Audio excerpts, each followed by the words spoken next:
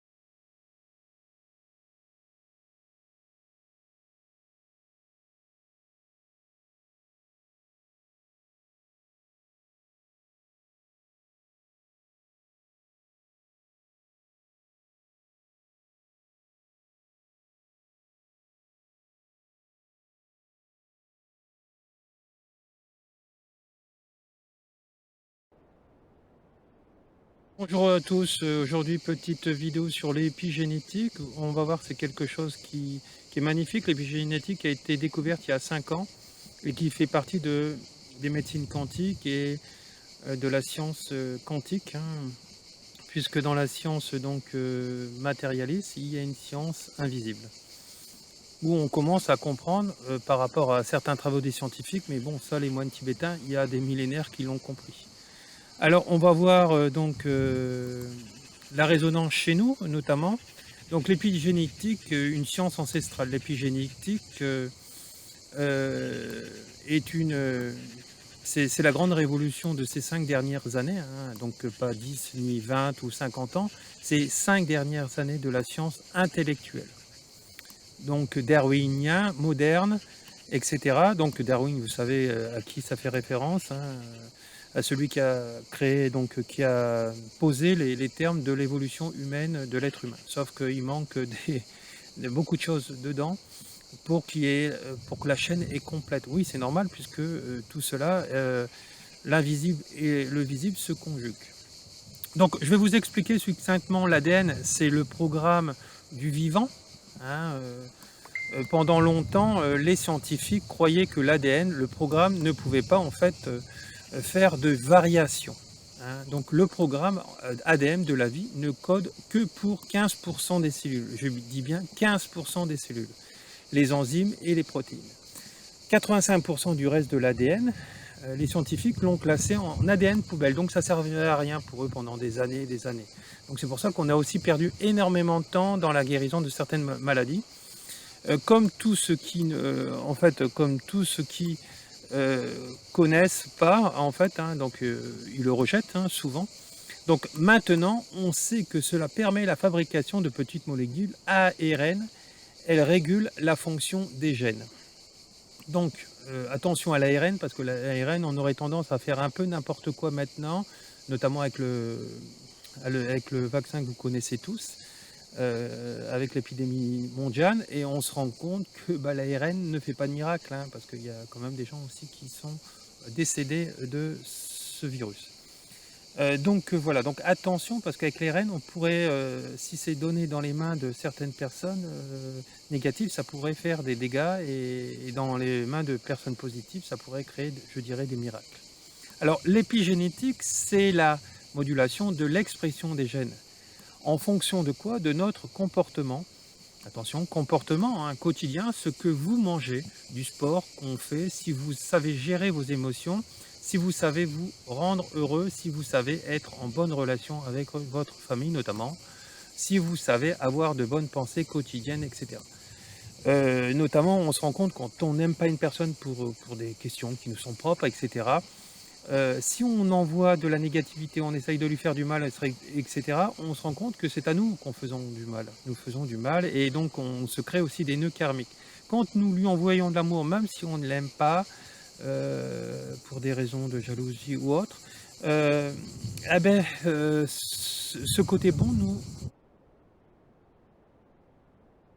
Alors, combiné entre eux, et qui crée des molécules et qui rentrera en fait dans l'ADN en étant reconnu et qui va être polymérisé en ARN messager. L'ARN messager, on l'a entendu, ça fait partie d'un vaccin que je ne citerai pas le nom, concernant le problème mondial là, actuel, donc 2022. Voilà. Donc là aussi, je vous disais que y a du bien et du mal, et puis c'est suivant les personnes qui vont le faire. Mais vu que actuellement beaucoup de personnes qui sont liées à l'argent sont beaucoup dans les sphères, je dirais sataniques, sombres, et pour l'instant c'est pas top. Il va falloir que justement l'ensemble du monde change individuellement, personnellement, pour que nos gouvernements, tous ces lobbies changent aussi. Ça passe par un travail personnel. Donc on en revient toujours à l'épigénétique individuelle qui créera une épigénétique mondiale beaucoup plus sain. Alors tout cela en fait dépend de notre comportement. Donc c'est pour ça qu'il faut se rectifier tout le temps. Réaliser ce que ça représente pour la médecine préventive. Notamment les médecines énergétiques, chamaniques dans lesquelles nous sommes, bien sûr. Alors vous êtes en très grande partie en fait responsable de votre santé. Même l'épigénétique, même les choses qui sont ADN par rapport à des maladies qui ont été nommées familiales, etc. Il y a eu des exemples concrets qui ont été dénombrés dans ce monde, et qu'il y a eu par exemple des moines tibétains ou des personnes qui étaient vraiment dans le zen et qui savaient vraiment le mettre en pratique dans leur vie de tous les jours, qui n'ont pas déclenché ces maladies génétiques. Donc vous voyez qu'on peut changer la résultante, il faut le vouloir et il faut savoir bosser sur soi et pas dire je suis en développement personnel, je fais des stages de développement où je travaille sur moi et puis être bourré de maladies. Non, là il n'y a pas un travail sur soi, c'est comme la réalisation de ces projets de vie. Il n'y aura pas de travail, il n'y a pas de travail sur soi s'il n'y a pas de réalisation. Bien sûr, bon ça je vous accompagne lors de mes stages, mes séminaires, pour justement être dans la réalisation de soi, parce que combien qu'il y a de personnes qui sont dans les médecines, je dirais douces, etc., naturelles, et qui n'arrivent pas à en vivre. Bien sûr, ça fait partie d'un travail sur soi qu'on voit en fait dans mes stages. Alors vous mettez en place, et je vous apprends à mettre en place l'épigénétique dans votre vie. Alors, vous pouvez être en meilleure santé et vieillir moins vite. Un exemple avec les abeilles, toutes les abeilles en fait vivent avec le même patrimoine génétique. Certaines larves mangent juste en fait de la gelée royale et deviennent des reines. Elles sont plus grosses et vivent plus longtemps. Et les autres restent juste des abeilles ouvrières. Elles mangent juste du miel ou du pollen. Et voilà. Donc on se rend compte que ça vient aussi, on devient ce que l'on mange. Donc voilà, donc c'est ce que je disais au début de cette vidéo, les pensées, ce qu'on mange, etc. Donc ça fait partie de l'épigénétique, et donc on le retrouve en naturopathie, mais il faut l'allier aussi avec les médecines énergétiques, cognitives, et l'une sans l'autre, on arrive à des choses qui sont moindres. C'est pour ça qu'il faut essayer de tout allier. Voilà. Imaginez votre pouvoir de guérison de votre médecin intérieur, les moines tibétains et autres.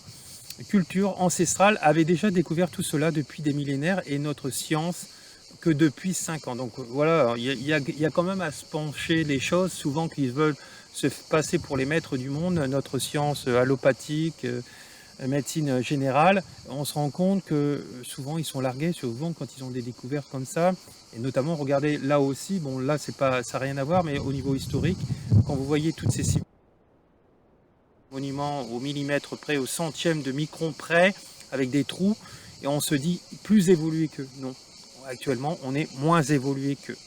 Alors bien sûr, toutes ces civilisations se sont aussi éteintes par rapport aux guerres qu'ils ont fait, et aussi à la culture qu'ils n'ont pas su recréer après avoir abattu des arbres, après avoir appauvri les terres en mangeant, etc. Donc vous voyez, tous nos comportements auront une relation sur l'individuel, mais aussi sur le collectif. Voilà. Alors d'après moi, cela est uniquement à l'attention qu'on y met dedans en fait par rapport à la conscience. C'est pour cela que la science est en retard. Oui, parce que la science n'a pas toujours une bonne conscience quand elle pose ses actes. Souvent, quand on crée un avion, on pense à créer d'abord un avion de guerre avant de créer un avion de transport pour déplacer ou pour faciliter la vie des passagers.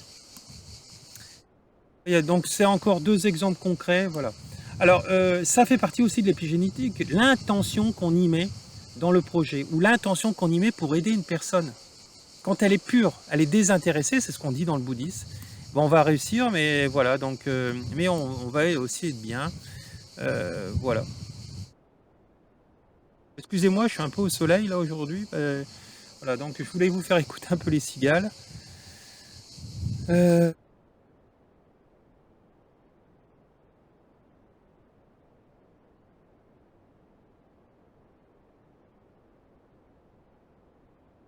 Donc la santé doit être travaillée ensemble, la science, hein, médecine générale et médecine naturelle pour le plus grand bien de tous. Hein. Il faut s'allier, il faut arrêter de faire des compétitions entre je suis le meilleur, je suis pas le meilleur, et puis toi tu sers à rien, etc. Souvent l'intellectuel, donc la science traditionnelle, aurait tendance à faire ces batailles, mais c'est de l'idiotie puisqu'on se rend compte que, regardez, les Tibétains avaient découvert que le quantique et l'épigénétique existaient déjà avant la science. Hein. La science, ça fait que 5 ans. Hein. Donc il y a à se poser les questions, est-ce que justement, plus on est intelligent, est-ce qu'on ne devient pas plus con? Eh bien oui, pour certaines personnes. Donc voilà. Donc il faut rester, donc il vous reste à vous de travailler sur vous, stage de développement personnel. Donc c'est important de se remettre en question et voir tout ceci dans une autre réalité et dans une réalité en fait globale. Hein, voilà. Donc, n'hésitez pas à me joindre. Je vous souhaite un bon week-end à tous.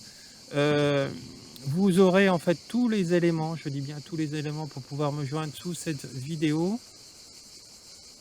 Et puis voilà, et puis plus vous travaillerez sur vous, plus ça ira mieux. Plus en fait vous serez aligné. Bien sûr, il va falloir enlever les nœuds karmiques, ça c'est hyper important. Voilà, donc enlever les nœuds karmiques, je vous apprendrai lors de mes stages, lors de tout ceci, et en séance individuelle, parce que si vous avez une vie lourde, si vous avez une vie non équilibrée, si vous êtes en souffrance permanente et que vous n'arrivez pas à réaliser vos projets dans n'importe quoi, avec un amoureux, dans le travail, etc., le bonheur, ça s'attire, le bonheur, ça se crée. Et on est la résultante du bonheur. Le bonheur ne tombe pas par hasard. Les gens qui sont heureux dans leur vie ou qui ont tout ce qu'il faut, ou presque tout ce qu'il faut, ils l'ont travaillé soit dans les vies antérieures, soit ils l'ont travaillé dans cette vie-là. Donc ça vient comme ça. Donc il n'y a que par le travail sur soi, le développement personnel, et donc n'hésitez pas à consulter tous les liens que j'aurai mis sous cette vidéo YouTube. Je vous remercie à tous, bon week-end, j'espère que vous allez bien voir, puisque avec l'ensoleillement ici dans le sud de la France, nous sommes à Sifour-les-Plages pour mes stages qui vont débuter dans quelques semaines, en chamanisme notamment. Je suis déjà sur place, donc n'hésitez pas à me joindre, et voilà, vous verrez sur mes liens beaucoup de stages différents. Je vous remercie à tous, bon week-end à tous et beaucoup d'amour.